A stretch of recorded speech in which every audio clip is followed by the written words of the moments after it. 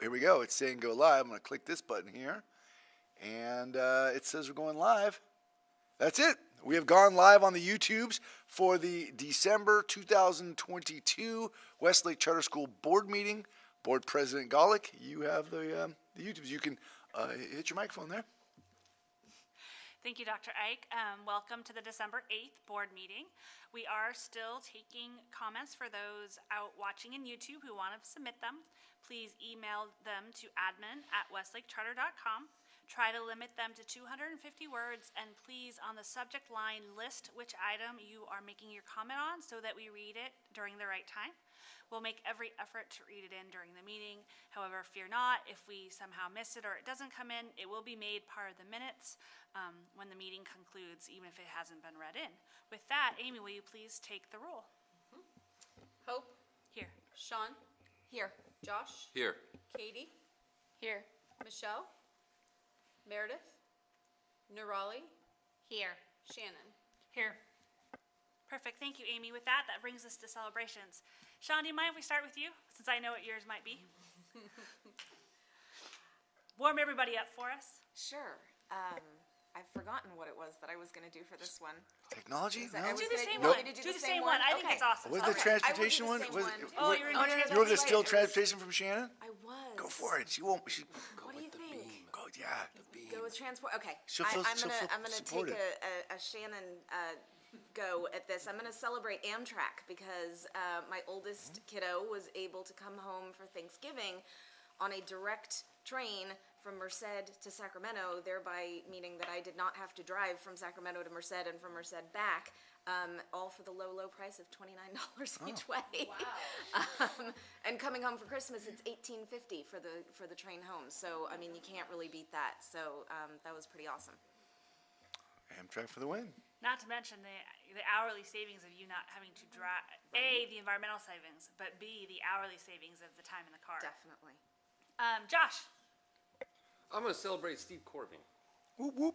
So we had a couple little small development projects that happened to fall during the Thanksgiving holiday. We had no choice but to reach out to Steve a couple of times. He was very prompt in responding when he didn't need to be, but the best part was when we were working on capturing a couple of donations from Giving Tuesday, we ran into a problem with that, needed some administration. It's the first day back at school, the day before Giving Tuesday. Steve, you gotta help me. They need numbers and this and that and this. Okay, sure, no problem. I don't know what you had going on the first day back from a vacation, but it was like 15 minutes. He emails back, got it all taken care of. Oh, by the way, I also ran into a problem, and this is how we fixed it. Have a great day. I don't know how you do it. But it's appreciated. Thank you. Love it. Katie. I'm going to celebrate our girls basketball team. Their game's probably over. The boys are playing now, but they're over there and they were winning their game, but also just their effort and their hustle and determination is amazing to see. And it's great to watch us have high school sports happen. Yes. Yeah, worth noting that our basketball teams are freshmen and sophomores playing against varsity squads full of juniors and seniors, and our kids are in there hustling and working hard. Yeah, doing a great job. I was going to celebrate something else, but I'm going to stay with the train celebration because I'm going to celebrate that I got to take my first train trip to the Niners game since before the pandemic this weekend, and everything was smooth sailing and very easy, and on the Capitol Corridor it's buy one get one free, so it was even cheaper than going to Merced. And as people were preparing to leave the parking lot that was going to take them inevitably 2 hours, I was like, we're just going to get back on the train and take a nap on the way home. So just celebrating the train travel. Love it. That was my trip home for college. I took the Capitol Corridor to and from, so always love to hear about it. Steve. Well, thank you for the shout out very much. And the train is the way to go if you're going to Levi Stadium. I think I will celebrate WAVE though, and the fall festivals and the fall festival baskets. So we received kind of the allocation that are going out to teachers. Nearly $9,000 were raised in the fall festival baskets. Those donations go right to the teachers in their T account, a teacher expense account. So for those who don't know, we start every teacher off at the beginning of the school year with a $250 account that they can buy extra things with in their classroom. If you're a brand new teacher to Westlake, you get an extra $200 in there. And these dollars that are raised through the baskets go, again, right to the teachers so they can use them in the classroom. So thank you, WAVE, and parents out there for helping our staff. Thanks, Steve. Nerali? I am going to celebrate my family. We had the chance to finally get together during Thanksgiving in Southern California. I think we're as far as Jackson, Mississippi, and it's not easy to fly from there to Southern California, but I really enjoyed finally getting a chance to spend time with our extended family. And for the first time, some of them saw my young son, who's almost going to be 3. So it was a great time, and I really wanted to just thank, non-COVID times for all that. So. Yeah. I have 2 tonight. One of them based on a tweet you sent out today, Dr. Ike. Oh, boy. I just want to shout out Elephant. Mrs. Grimaldi love it. and the work she did on homecoming and how beautiful that turned out. Seeing our high schoolers get such a quintessential high school experience in such a really cool way. All I heard was great times, and so I just want to continue to celebrate her dedication of making both campuses as beautiful as possible and as swaggy and Westlakely as possible. Every time I look at some of the items she's made, it just brings a smile to my face, and to see that through our activities is just fabulous. And now I've blinked on my second celebration, so I remember now. December meeting, we have a lot of really good stuff on tonight between first interim and potential change to comp, and there's a lot of good work tonight that involves our fiduciary duty, and so I always love these meetings where we get to do sort of what our most important tasks are, and so I just wanted to celebrate that. Love it. Amy, do you want to celebrate? Yeah, I'm not going to celebrate transportation, sorry. You sure? Yeah. You are driving down somewhere. I did, yeah. I will celebrate our new teachers. There's lots of them. Yeah. And they're fun, and and some new returning teachers, actually. And they're fun, and they're getting into learning all about Westlake and the things that we do and all the silly things that we do and the holidays around the world that are coming, and they're just jumping in, and they're really excited about doing some of these things that we've seen forever, and we just kind of take for granted. It's like, oh my gosh, it's holidays around the world. But they're like, yeah, it's holidays around the world. And I'm like, totally it is. So it's just fun. It's like new life, which we need every now and then. So new teachers. It's good. New peeps. I saw you make a face. I don't know if everybody's aware, but the amazing Heather Hilliard, who was a longtime Westlake charter teacher, who left on maternity a few years back, and called up recently and said, hey, I see a posting. What are you guys doing over there? We're like, we got some maternity leaves. Are you interested? Hilliard's like, put me in, coach.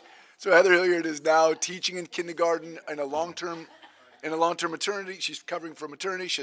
There's another maternity that's right after that one. So she'll be in these long-term situations until fall, till summer, and then in the fall she intends to figure out what becomes open and how can she get back in the game. So she's super excited to be here, and we're excited to have her. She's a true blue Westlaker and taught on the old P-Dub Pebblewood campus back in the day. She's good people. That was not my celebration. I was just clarifying your celebration.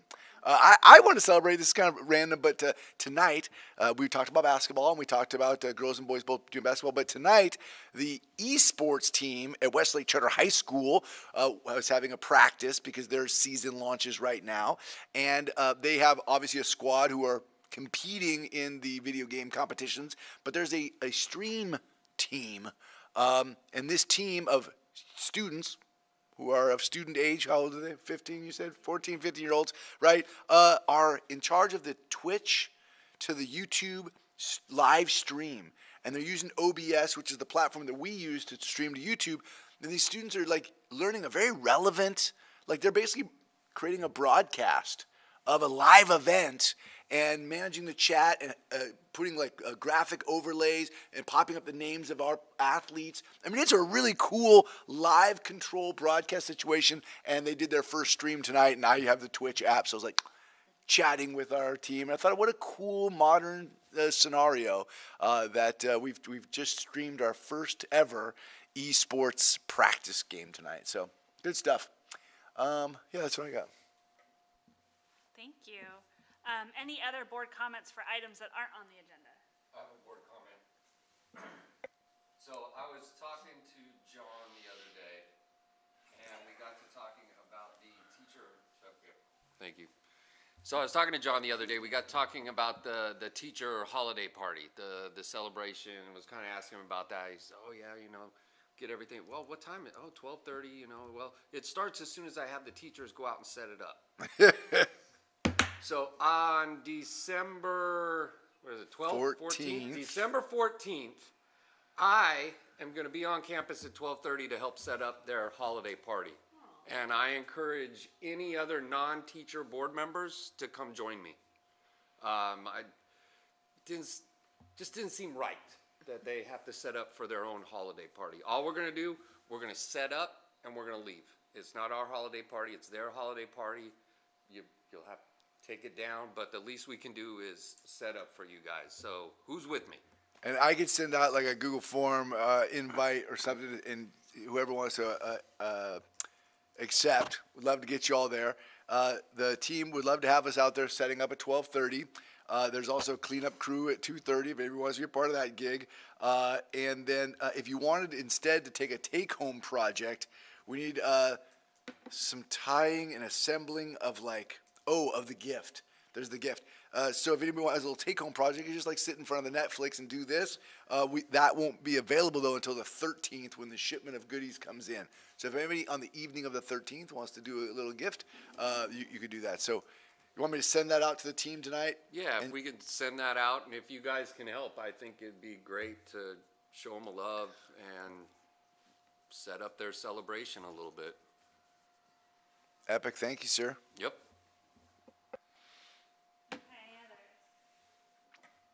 Seeing none, John, do we have any public comments? I will check. I did not see any coming in, but let me take a looky-loo here. A little refresh on the chickas. Seeing none. Thank you. Amber.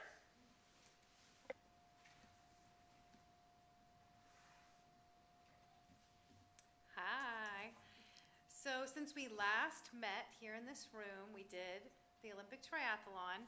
We had, I should have counted, probably 36 volunteers on the K-8 campus running the obstacle course and helping with some other in-class activities. We had a few parents volunteer at the high school campus, and then we had a lot of our high school students come over to this campus. So our honor Spanish students came over and they ran the Spanish activity here on this campus, which was just phenomenal to have them here. It's a great experience for them, but it was also really fun for the younger students to see these high schoolers speaking Spanish and teaching them. It was just a really good experience. So we had a great day. It was a great experience. Always things to improve on because we haven't done it in a few years, so we're kind of figuring it all out again. But it was a really great day. Kids were having a blast. I saw lots of teachers being silly and participating in the obstacle course. So it was a really fun day. And we were raising money in the typical way where we were on the Pledge Star, and then we did in-person donations. And then for the first time, we had a couple parents reach out and say, hey, I don't want to set up an account on Pledge Star. How can I donate electronically? So Dr. Ike and I talked, and the school set up a page that we sent out in a text where people could just jump online, kind of like our donations for field lessons. And so they donated, and we got $2,000 or $3,000 that way, which was cool. So I think all in all, we're at about $53,000, which is fantastic. It exceeds 2019. We weren't sure. Where we were going to fall. It's a fantastic amount of money. We're really proud and thankful for our entire community for coming together and getting back out there, making this event happen, and raising money for our entire community. And then this past week, these past 2 days have been busy. Yesterday we had a WAVE meeting, and that was very focused on upcoming events, needs that we have, looking into if anybody out there is interested, starting a fireworks booth again, but specifically creating it for high school athletics and activities. So that's our goal right now, and we're looking into that. And then we had a coffee talk this morning, and it was a really great coffee talk. There was a lot of discussion about some of the high school activities we're talking about with the sports and those types of things. field lessons are a really big topic, Yeah. really at both campuses. Yeah. But here at the K-8 campus, there's so many field lessons going on. My third grader went on one today, and I don't think she had ever really been on one because she was a kindergartner in 2020. So, I mean, it was the best thing ever. And so everybody was sharing that, and then parents being able to go again on these field lessons, and they're just so excited and thankful. And then we have meetings going on for some of these big field trips, overnight field trips.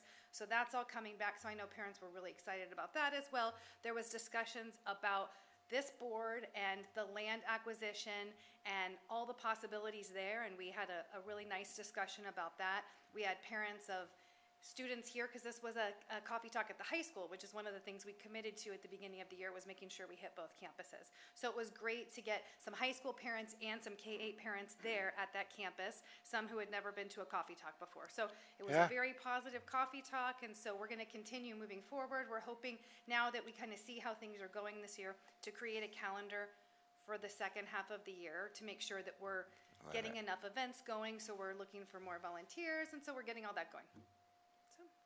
Love it. Thank you. Would you like to share what's happening in the gymnasium right now? Yeah, my son is playing basketball, so I'm going to Let's run play out basketball. right You gotta after run. this and go watch him Yeah. play basketball. Love it. Love it. Thank you so much. Thank you. Thank you, Amber. Hope, I forgot to ask if there were any public comments at the high school. Oh, I'm sorry, Mr. Seamus. Is it Not a okay with you? problem. Yes, let's Is it go okay? back. Mr. Seamus, are there any public members waiting to make a public comment at the high school? There are no public members waiting to comment at the high school. Excellent. Well, thank you so much for being here tonight. We appreciate you. Thank you. Thank you. Good night. Good night.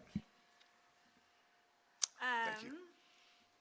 See, Impact did not meet, but we will meet in next week. Next week, 2 weeks? Next week. So watch for that agenda if you want to attend.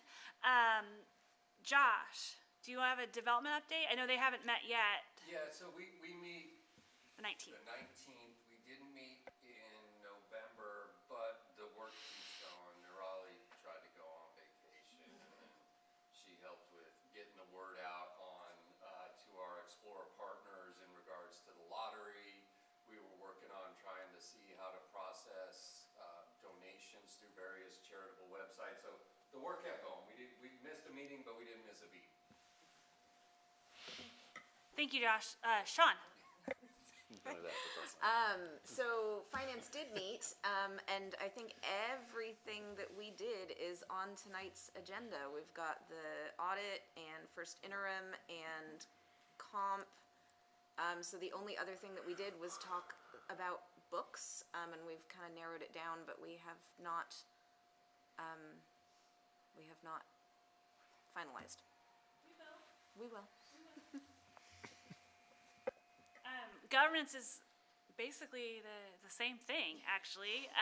So we discussed a policy that's on consent tonight, and then we discussed the onboarding plan, which will be part of Dr. Ike's executive director report. So you'll hear all that we did there.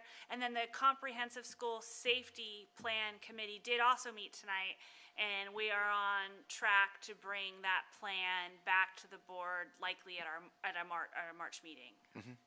So with that, I will kick it over to you, Dr. Ike. All right. Let me use this cool feature right here. Good evening. It's really cool. There's speakers and all. We just found that today. We were just goofing around with that today. All right. Well, I've got a few slides. We'll start with some celebrations. We'll talk some strategic actions. Then we'll go on to some updates, and then we'll turn you all back to where you were. Obviously, want to celebrate all the amazing things. I was at the basketball game a week ago, and just our students are phenomenal. Not just the students on the court, but the students in the stands. The stands are packed right now. I wish we could all get up right now and walk over and be part of the game, but I don't know that you could find a seat. We've been packing them in, and that feels so good. Outreach is going well, and I'll talk about it tonight, but I just want to give a kind of a celebration shout out to the people who have done the work up on the screen, right? To Steve Korvink and Monica Darris and Melissa Grunholz and the whole team who are like making sure that the right year is on the postcard. I go to edit and I go, looks great. And somebody goes, are you sure? I go, oh, it doesn't look great. Wrong year. All the people behind the scenes that made sure all the pieces came together. Our outreach is up and running. Food Truck Friday was super fun at the high school. We're doing this now a couple of times a year, and the line was around the block, and the kids really felt like, hey, our school is pretty special. And BTW, which means, by the way, I'm hanging out with high schoolers now. Word gets out. So the kids from the other high schools are like, I heard you guys have Food Truck Friday. I'm like, oh yeah, it's like every Friday, The word on the street is that we have Food Truck Friday, and the other kids around the neighborhood know that we have that, and that's kind of cool. And you can see it in the lottery numbers tonight. Just joyful learning. We talk about it every month. It's my favorite. It's my favorite of our core values. But it was Hour of Code just this week, and so kids are doing Ozobots and robots, and we've had, like Mrs. Houston said, field lessons are ramping up on campus and off campus. Just a lot of cool stuff going on right now. Everybody, you'd be really proud of what everyone's got going on in the classrooms. Obviously, have to celebrate Olympic triathlon, what Mrs. Houston just described. First full time back in a couple of years, and I think we nailed it. And I think it'll be even better next year. But so much joy bringing that. And this is a follow-up slide because we did the same slide a month ago, and you could see all of our donations. But we wanted to remind everybody that those donations went to Joey's Food Locker, and our partnership with the Natomas Chamber kind of helped bring that to fruition. The next thing that you may recognize is that our Delta Club is partnering with 2 separate organizations and doing our shoe drive right now. The shoe drive is fascinating because our students are taking in the shoes that you donate, sorting them into 2 piles, the recycle and kind of the upcycle. If it's a recycle, that gets shipped off to this organization, they tear them apart and make them into something else. But if it's the upcycle, like going to be reused again, our kids are polishing them and cleaning them and spraying them. And I'm like, wow, you guys are in it. So it's great. It's great the partnerships that we have in these types of endeavors. We have 3rd graders going to study off campus at My Do Learning Center. We have 5th graders doing Native American research and really understanding the social science pieces. There's just a lot of cool, really interesting artifacts of learning on campus right now. And I think these pictures kind of highlight some of that. I don't know if you've been hanging out in base lately, but the base program is really doing some fun and creative stuff. The kids are, look at those smiling faces. That is what's happening at base. And I just want to remind you that you have a before and after school program that's local and run by people here on this campus, and your community is well served and well supported by that program. All right, what are we talking about? First, we should talk about this rainbow over here.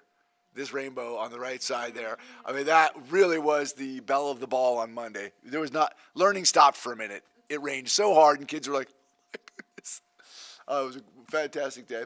We're going to talk board goal 2, which the governance team's kind of rocking right now. Executive goal 3, which is really focused on the high school. And I'm going to talk comprehensive school safety plan as my strategic actions for tonight. So first, board goal 2, developing the process to improve the recruitment, retention, and the onboarding of new committee members, board members, to ensure the long-term sustainability of our governing board. This went to governance tonight. We're really excited about launching a board and committee member onboarding cohort. What does that mean? We're going to reach out to the community, and we're going to say, hey, you think you might want to be a committee member? Are you potentially interested in becoming a board member? That would be a scary thing to dive in and do if you didn't really know what it was you were diving into. I say to all the people that at one point did it. Sorry about that. We think we have developed, Hope and I have developed a 4-part series starting in January where people would come out one time per month for 4 months, and by the end of 4 months, they would really have a deep understanding of how do committees operate, how does the board operate, what are all these documents, how would I find these documents, what does my participation look like in a committee meeting or a board meeting, and why is it relevant to me as a parent or a community member. And so we think this is a really interesting way to onboard people to the potential of joining our board. So we're going to cast a wide net. We're going to reach out to the entire community. We're going to do it through the Westlake Weekly and through teacher newsletters. We've got a nice little blurb written up there. There's going to be a little link. Click here to join. We're going to invite people out for this 4-part series. And then in April, at the 4th part of the series, we're going to be like, okay, we've been talking to you now along the way. You observe the other committees. Are you interested? Which committee would you like to be on? And or would you like to apply for the board? Here's the process. We've now prepared you to apply for the board. You now understand, through this process, the things that we would ask you in an interview to join the board. And so we would feel like this is an opportunity for us to onboard people to the process. So by the time they said, well, yes, I'd like to join, they'd have all of the things that they needed to be effective board members and or committee members. We will ask during the process that all of you are willing to be maybe mentors or guides. If we have 15 people who join this cohort and they want to ask somebody a question, I would love it if you would be available for that. We will ask these cohort members to come out to the four meetings fall on some of our meeting nights. So January 23rd, we'll be at development. We'll do a 1 hour introduction with the team. Then they'll watch development. February 9th, they'll come out and do learn about some board structures. Then they'll go to the governance meeting and the board meeting. On March 23rd, they'll attend finance impact, then do a reflection, and then on April 13th, that's the session where they really just they don't have to attend any board or committee meeting. We just talk about what the onboarding steps look like. So we're super excited about this. This was approved in governance this evening. Any questions, thoughts, or concerns about that? Anything you'd like to add? Josh? Is there an accelerated way to get them on committees? Like if somebody comes to, because take, for example, the development committee. We'd love to have more members to help with the work.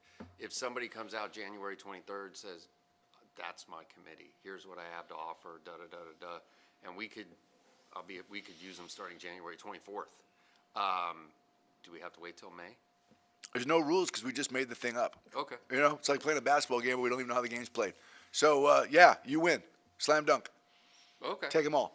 Yeah, we don't know. I don't know what the process is. I mean, I personally, as a person who develops a series of learning objectives, would like them to get to the end of the learning objective before they dive into something. But like, hey, man, I work for you. If you're like, hey, I'm taking that person into the committee, then maybe that's what happens too. I don't want to lose people out of the cohort because I don't know how big it's going to be. So if I only got 7 people or 3 people, don't steal 2 of them before we get to the second meeting. Understood. Yeah, that makes sense. Yeah.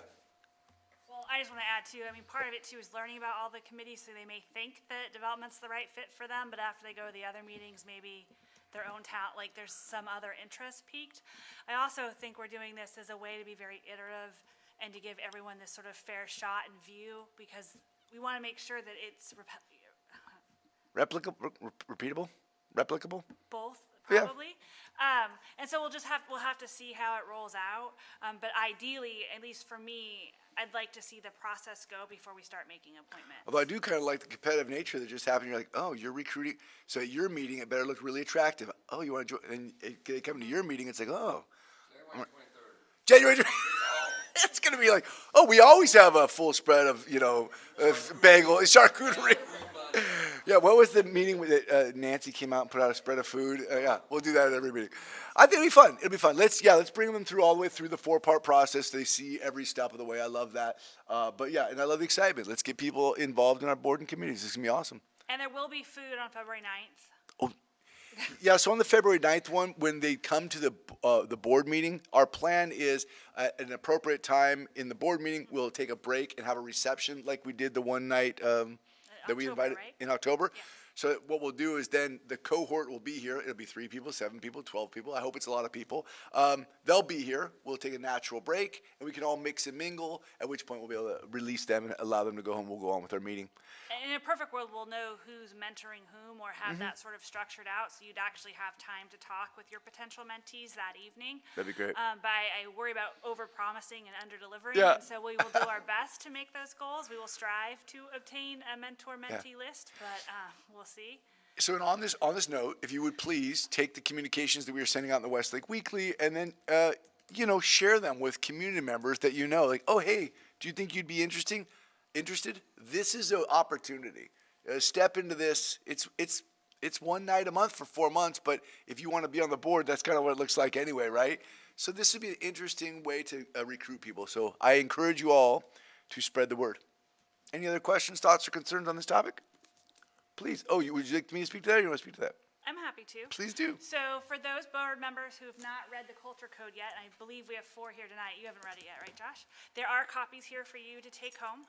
It will be part of our onboarding program, and so I would strongly encourage you to all read it before the cohort kicks off, and hopefully be able to use pieces of it as you meet with your mentees. because there are some really strong aspects I think you see in our meetings already, and it will help explain sort of the why behind them. It will also help, John and I have talked about making sure that reflection stays on the board agenda and is something useful. And I know it's not till the end of the meeting, but we modified reflection after reading this book to the what worked well, what would be better if model. And so reading this as part of that, I think will help understand sort of why we did that and what the goal is of reflection. Yeah. What is the subtitle of the book? Yeah, I look at a highly successful group in this room, and I just finished reading this book again. I think it's my third read. I read it, then I read it with the finance team. I just finished reading it actually this morning and used it in one of my admin meetings. There's some really there's some real gold in this book around creating highly successful teams. So as a board with some relatively new members and seeking to get new members to join, I think it's an opportunity for us to go, hey, are there little nuggets in here we can use? I'm a fan. I dig this book. Well, and in my own self-reflection on our process last year for bringing on new board members, or how we've done it in the past, was this idea that we often talk about what our important documents are, but we don't define why they're sort of, well, I'll call tonight artifact documents for us, things that we find to be important.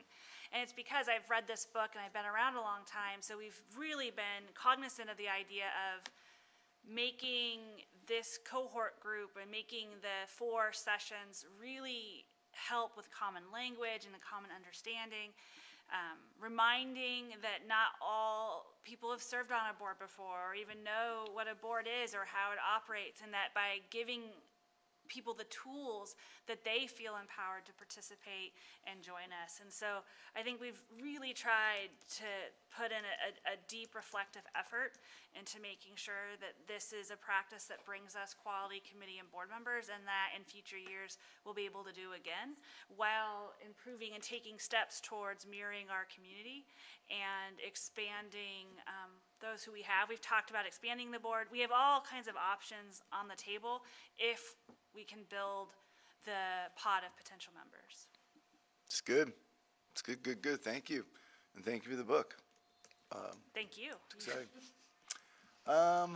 Executive Director Goal 3, I just want to bring up tonight because we remain focused on the success of our high school, expansion, and the eventual development of a permanent high school facility. This is the first time since the last meeting where we are able to say out loud in a public setting, hey, we have signed that purchase sale agreement and we are in escrow. So I wanted to talk about facilities tonight and also lottery outreach, as well as later I'm going to talk about Silicon schools, and they all kind of fall under this goal 3. I really wanted, at the coffee talk, I used this slide this morning as a celebration of our board of directors. You here have made some, I think we take for granted the hard work that has gone into this moment. When I look back at 2014, when I started with the board, it was not a given that we were going to expand to K-12. There were some long board meetings where we had workshops and conversations. Should we ever expand to high school? Do we need a high school? Why do we need a high school? We're a K-8. I mean, there was tension in the board. And at some point, this board of directors made a courageous decision to say, hey, I know it's going to be hard. I know it's going to be challenging. I know there's going to be a fiduciary scare. We're doing it. We're expanding to K-12. And so this board should be celebrated for making that decision. In that decision, that goes into our strat plan. In the strat plan, we say, hey, we're going to need a permanent high school campus. Let's go after that. This board gave me a goal of remaining focused on this work. And then as of today, because of what you've done, we are currently in escrow on a parcel of land that will be used as our permanent high school location. So I want to update you, and I have an update slide, I think. Next. No, it's somewhere out there. That talks about where we are in escrow. We signed right after our board meeting. We turned the PSA over to our legal team. I think we walked off to Thanksgiving. Was that where we were? Yeah, I think Greg Thatch called me at home. Oh, hey, Greg, what's up? He's like, hey, we signed. You are officially in escrow. So I want to make sure that everybody here understood that we were in escrow. So I think that's an excellent celebration of the work that you've done as a board. A lot of hard work to get to the finish line, and we are back at the starting line. Now we almost have dirt. What will we do next? I can't wait to see. Other strategic actions that we're doing really purposefully to make sure that the high school is successful, and you'll see later on some of our lottery results, some early results, but a ton of outreach, Natomas Buzz, postcards, social media. The social media is this year is really ramped up for us, and we're seeing results, early results in the lottery. Really good work in targeting high school recruitment, and that feels really good. Kudos to the team that's helping put together the social medias, but we also are committed to still doing the paper rounds, right? Putting out the postcards, making sure they land in people's mailboxes. Just to give you a clear idea, obviously we're in the Buzz, Natomas Buzz digitally, but our postcards are all of Natomas will get a postcard, kindergarten through 11th grade. All of Natomas will get a second postcard, 9th through 11th grade. And then we're kind of double dipping, as we talked about, in the 95833, because that's the area we recruit a little more heavily from, because we have less students from that area. We're also looking into areas outside of our zip code. We know that North Lake, right there across the freeway, is not part of our district, so we just want to make sure they know that we're an option because we are a charter and they could apply. So really good work there on the strategic actions, and I'll talk more about some of the outcomes later on in updates as far as lottery outreach and the updates on the land acquisition. And I just want to talk through comprehensive school safety plan. We've begun the work. We've got some new. We had our safety advisors come out and walk the high school campus, which they hadn't done before. So they physically walked the high school campus.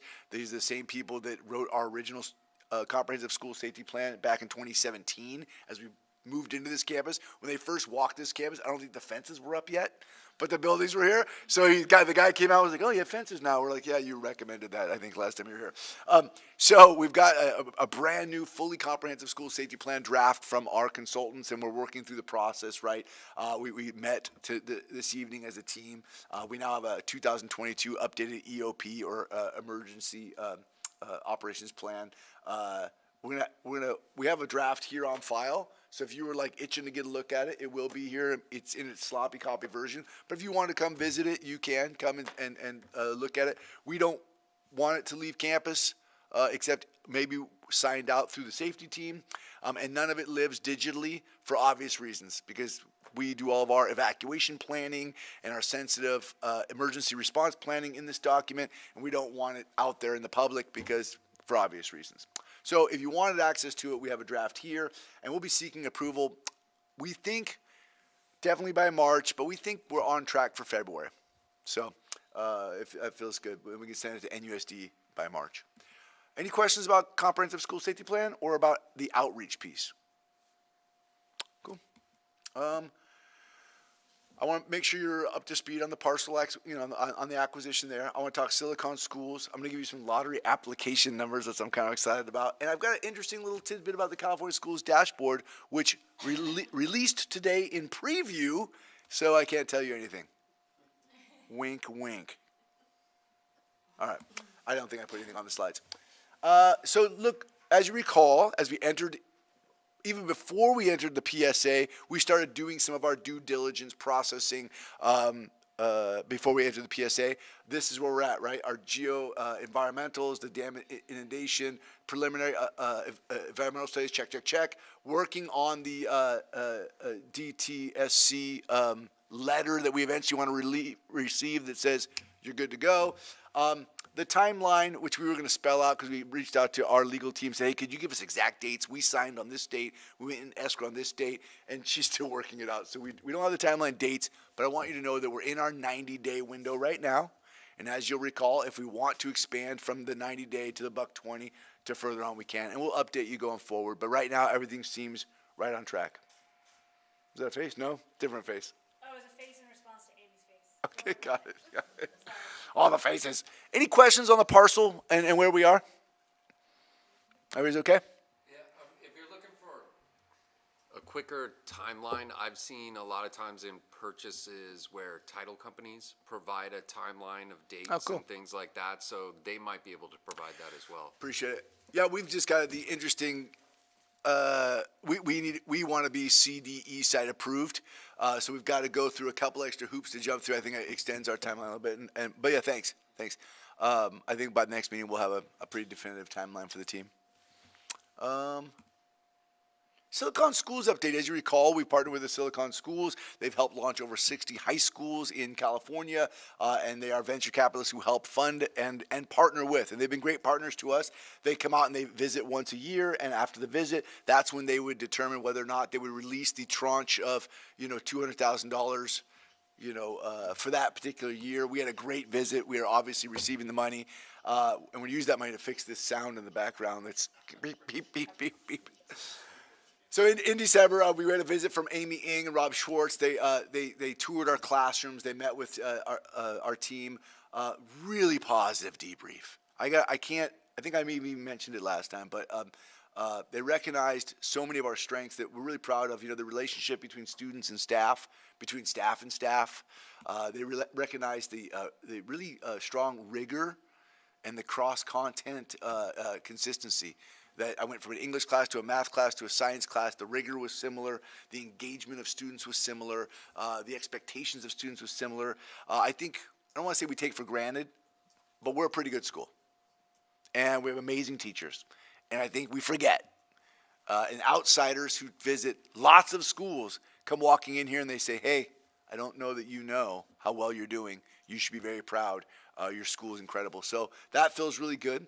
Student work product recognized as exemplary. Very proud of our enrollment and retention. So as we share with them, originally, remember, we budgeted for maybe as low as 85 kids. We enrolled up to 150, got down to about $132 in that freshman year. We were like, oh, is that? And they came out and were like, wait, you did what? So from the outside looking in, people who do this for a living are like, hey, you're doing great. They really wanted us to know that they recognize us as amongst their most successful launches in their portfolio of over 60 high schools. That we are an example to point to, and that felt really, really good. Hey, areas to consider. How will you sustain this through 12th grade without burning out the amazing people who are boots on the ground? I look across the room at Katie Davis, who's out there just collecting, kids and trying to drag them across the finish line to make sure that everybody gets every credit they need to get on their transcript. But how do you do that? You only got 200 kids or 250 kids now. You're going to get to 500. Can you keep that up? How do you build sustainable practices? So it was a great conversation. And so the 22-23 tranche of $200,000 has been approved. Hey, that's a lot of pickles, right? That's $200,000. So congratulations to you all, and thank you for being a part of it. Any questions on Silicon Schools? Very cool. Okay, it's the lottery update. Let's play a little game. We love looking at numbers. In 2018, on the opening day, it says opening days, but I think that was opening day. Maybe it was the opening days back then. 2018, you had 208 applications, and we had 1,070 apps. Remember we broke 1,000? We're like, wow, right?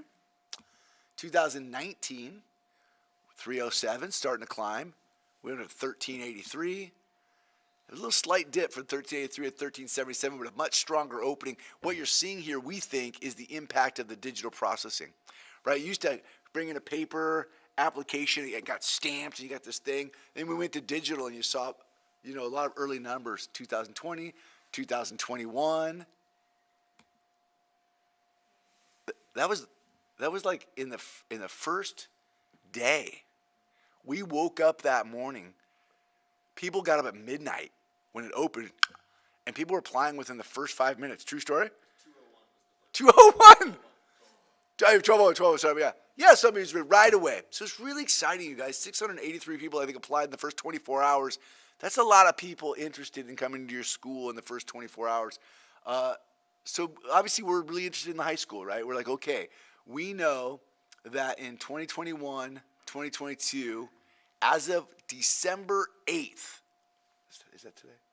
As of today, in 21-22, we had 735 apps, and of those, 29 of them were 9th grade apps. You with me? The next year, pretty consistent data, slightly higher overall, 869. We went from 29 apps to 31 apps because there's 8 cute little 10th graders. But that's pretty consistent, 29 to 31 in the 9th grade. We've had a banner year, though. Sports, social media ramp up. How do you feel? You think it's about the same? A little higher, a little lower? You could tell. Come on. Like I'm ramping this whole thing up. I think we're doing great. Right? We more than doubled from what looked consistent, 29, 31 to 70. We're at almost 1,000 apps on day 8, school-wide. So I got to tell you, I just think, that's a good indicator. We have Silicon Schools from the outside saying you're doing a great job. We have a community of people who are like, hey, we're interested in your school. Does anybody remember how many 9th grade apps we got by January 31st of 2020, the first one? 65. It was right at 71. So we were at 71 at the end of the lottery for 9th grade. We're at 70 today. I mean, maybe it's an early rush and it'll peter out, but who knows? If you get that number to 150 by the end of January, if that were to happen, and then you get half of your 8th grade class to matriculate up, well, now you have a very healthy wait list in 9th grade. So, any questions on this? You hear our kids next door. Woo! Any questions on the lottery piece? It's very exciting. And the California School Dashboard did a preview release today for administrators, and the data is embargoed. What is not embargoed is the local indicators. They are posted, right? So if you recall, we talked local indicators in here. Those are the ones that we measure ourselves. Did we meet or not meet our own local goals? We met them all. What is embargoed is academic indicators for math and English language arts, the English learner proficiency, ELPI, the suspension rates, and chronic absenteeism. If you'll recall, I talked to you 2 months ago about what I predicted was going to be where we were academically. I was afraid that we were going to be medium in English language arts and low in math, but I had talked to several other people who also thought they were going to be that, and we're like, well, we kind of all went down. But the great state of California said, hey, we're just not releasing this data yet because we're still noodling with it. And I wouldn't be surprised if when this thing gets unembargoed, if we actually found out that we weren't medium and low, but that we were high and medium. I mean, I can't say that that's where we are because that would be embargoed, but I'm telling you, when I looked at the preview today, I was like, well, look at that. The entire state somehow shifted up.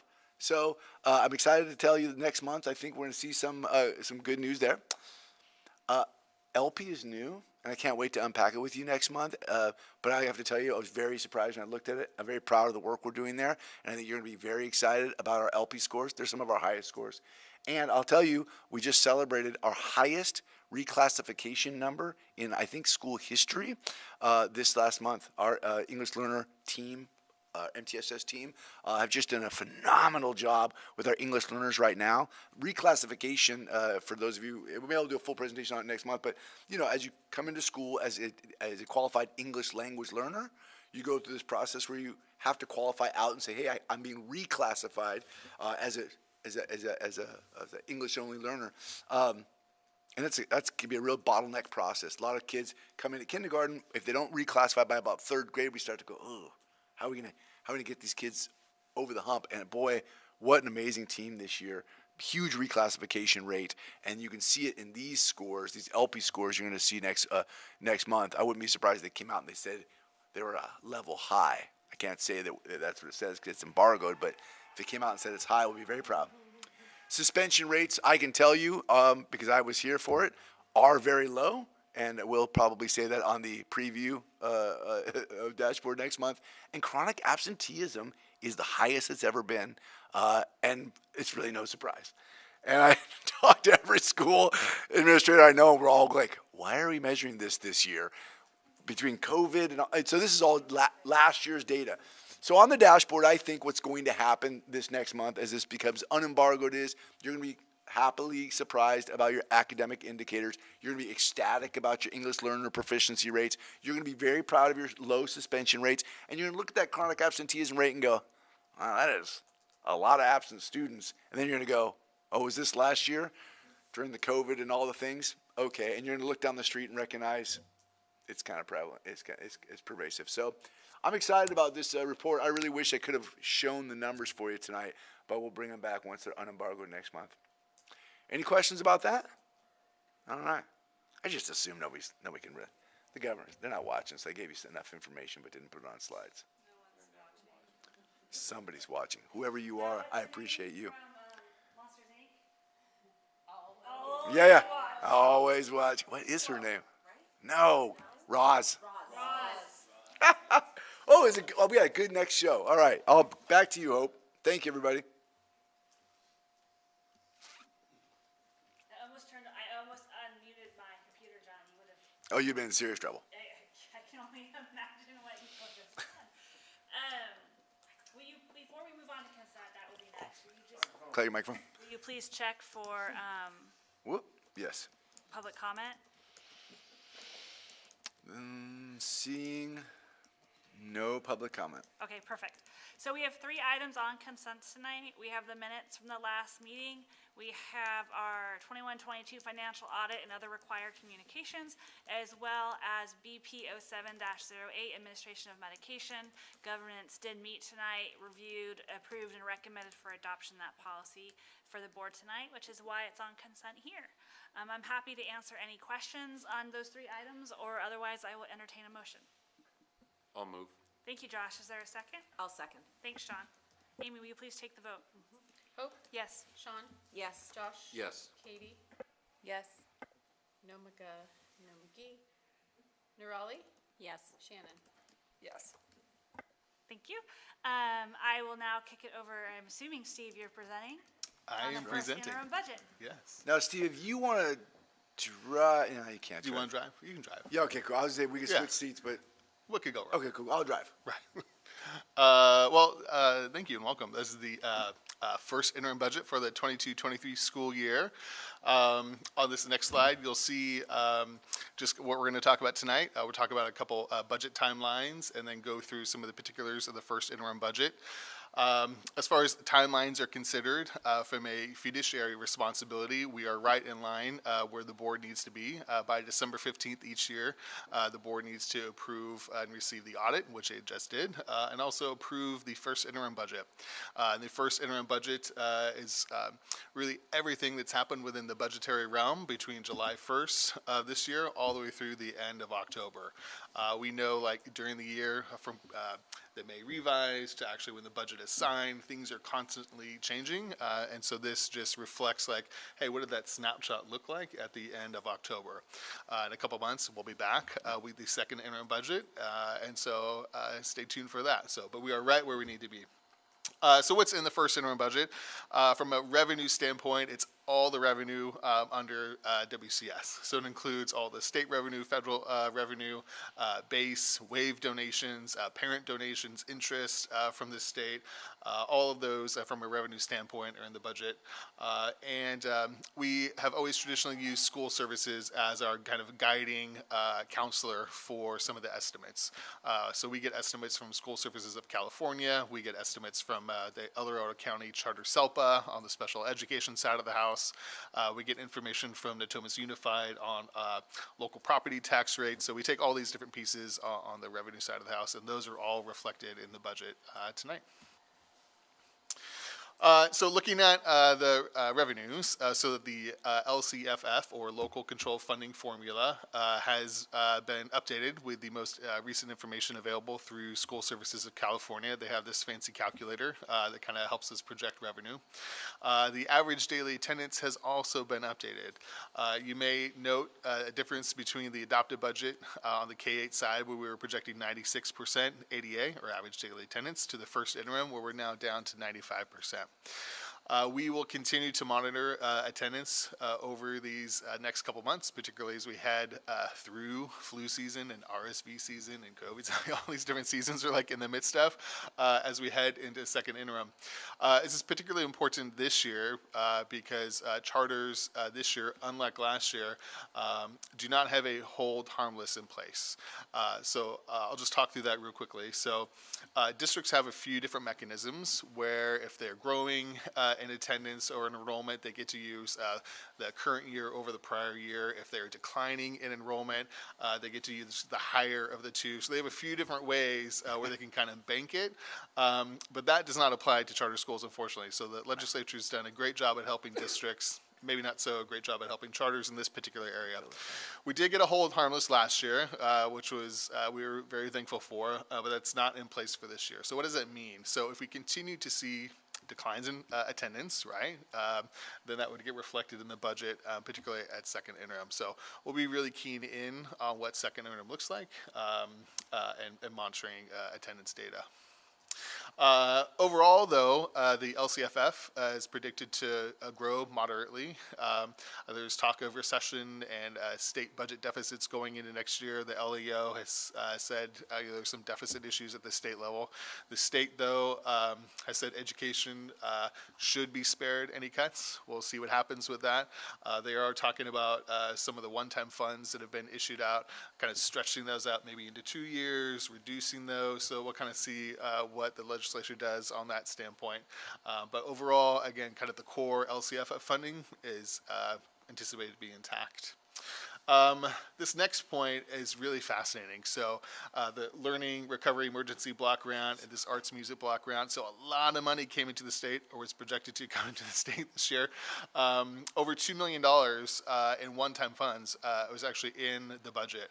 And that's a change between adopted budget, when they were still kind of wrangling downtown on what it was going to look like, between now. So you would see those differences if you look on the revenue side of the budget. And these are actually the funds that the LEO is saying, well, you're supposed to get $1 million, Westlake was, right? We've already got 500,000, but maybe they do something different with the additional 500,000, right? Maybe they punt it to next year, maybe they stretch it out, maybe they hold it back a little bit. So we'll be watching to see what the state does and watching those revenue figures. Yeah, Hope. Sorry, if I go back on the ADA. Yeah. So I just want to make sure I sort of understand. So I remember in the past, like if there was a storm event, or I'm in my head specifically saying J13. Flumageddon over and over again. Yeah. We could file certain waivers or paperwork to try. Sure, yeah. I forget, though, what the evidence is necessary to support that. I mean, in Sacramento County, we certainly have detailed evidence regarding COVID, flu, and RSV rates, which I think would support the fact, I would hope we're down 5% in attendance, if only because of how high those rates are in the community.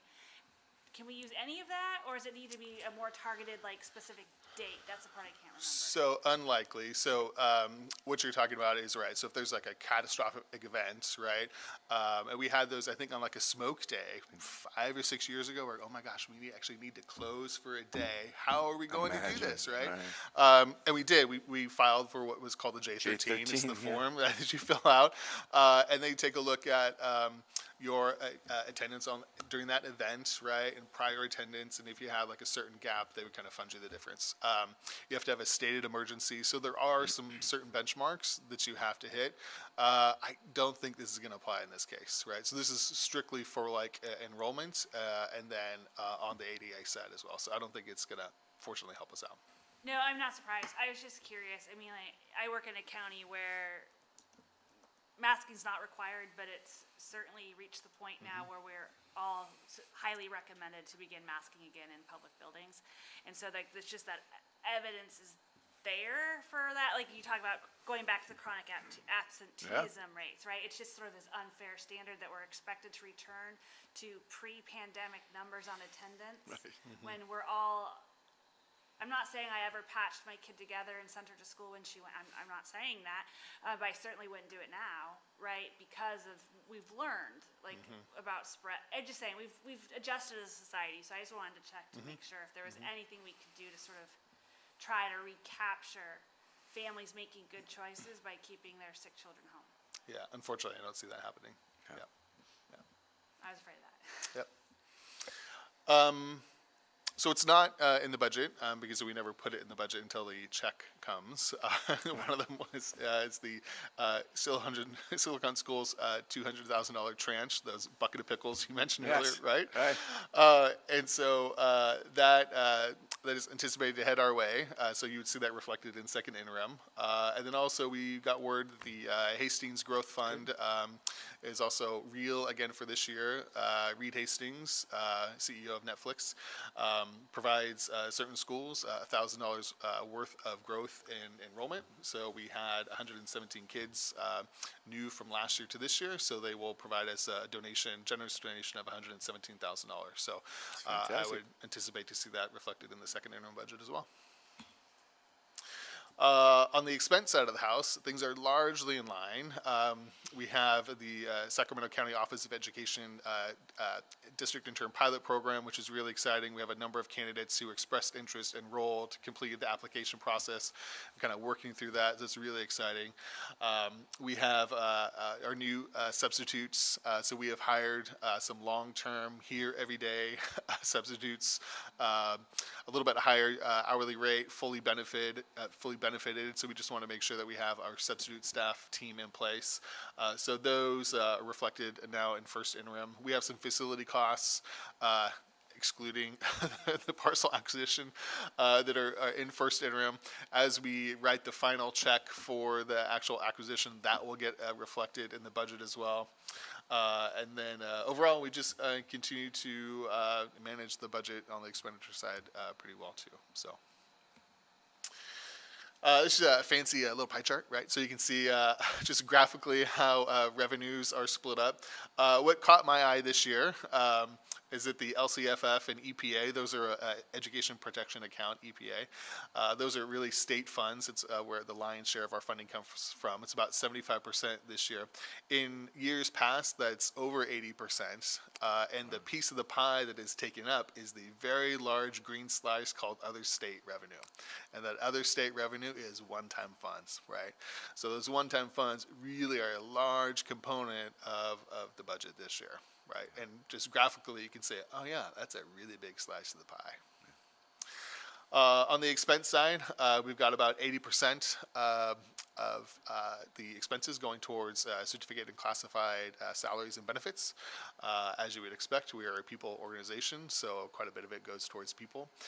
And even so, under the services line, which is about 14.5%, there are a lot of people in that. So you think about CleanNet, Law and Order, a lot of our special education services vendors. Right? Those are largely outsourced, or a lot of them are. So we have a lot of people in that budget slice as well.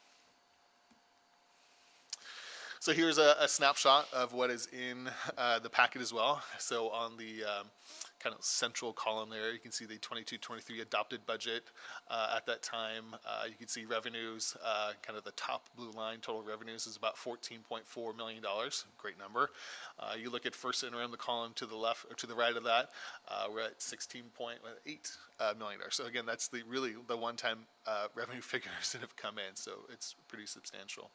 And then in the projected years, the 23-24 and 24-5 budgets. So positive budgets, at least at first interim looking out. And it's not only about budgets, of course, but it's also about cash and cash flow. And those are projected to be positive as well. And with that, I would just take any questions or seek approval of the first interim budget. Are there any questions for Steve? Seeing none, is there a motion to approve? I approve. Your motion for approval? Yes.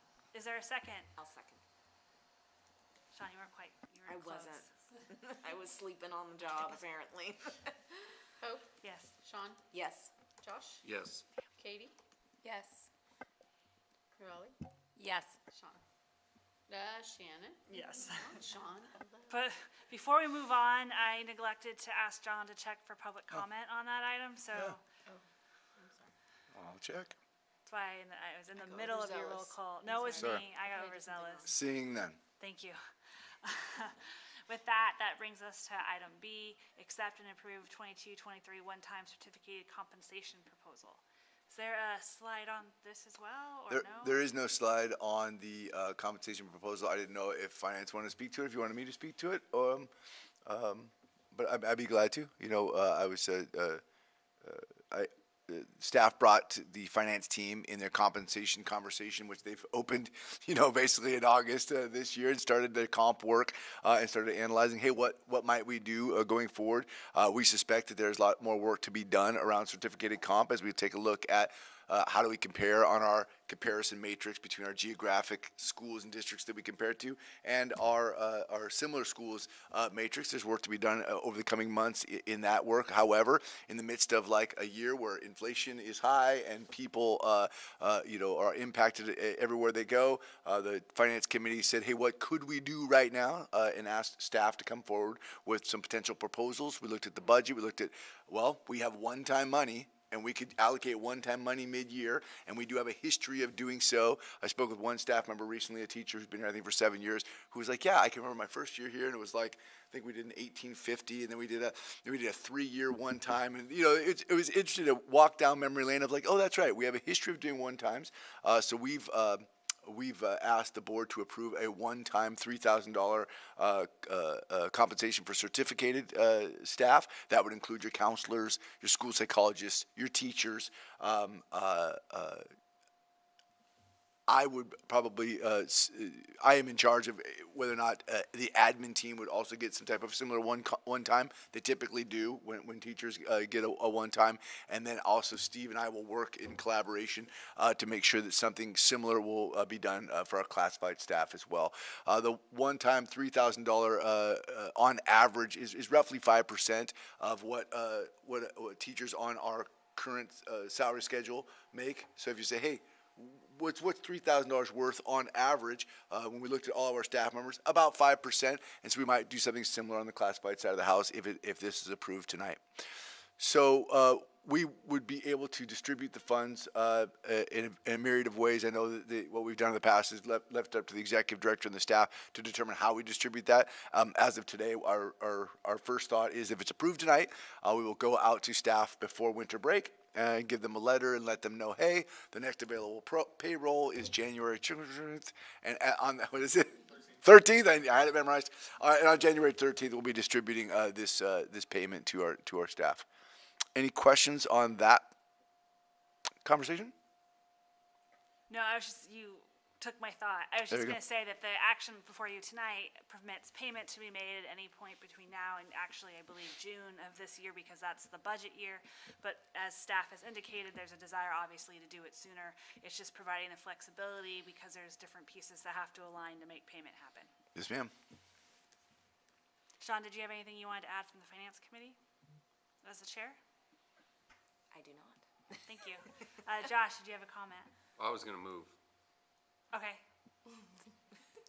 I move. So, Okay, I will second. I just knew Sean was I just like, Hope, yes. Sean, Yes. Yes. Katie, I will abstain from voting on this. Nomagana Lily, Nirali, Yes. and Shannon. Yes. now that you voted, I'd just like to say thank you on behalf of the staff. It's meaningful to note that it's a unanimous decision, so thank you. With that, we come to future agenda items. Is there anything, John, that you can think of that we know about for January? Oh, no, yeah, I was just kind of projecting out like CSSPs, down the pipeline. We talked about that. I'm sure we'll get more lottery updates, and once the data is not embargoed, I would envision us. I would assume we'll do a dashboard a review in January, a little off cycle for our academic review, but we'll do a dashboard review in January. And then an English language learners is part of that? Oh yeah, I would love to do an LP. It's new. This is a new indicator. So really, really cool stuff. Yeah, I'll make sure that's included. So with that, can we do one more check for public comment before we transition into reflection? Seeing none. Perfect. So then we'll go ahead and take our time to reflect together. Who would like to go first on something that worked well or would be better if?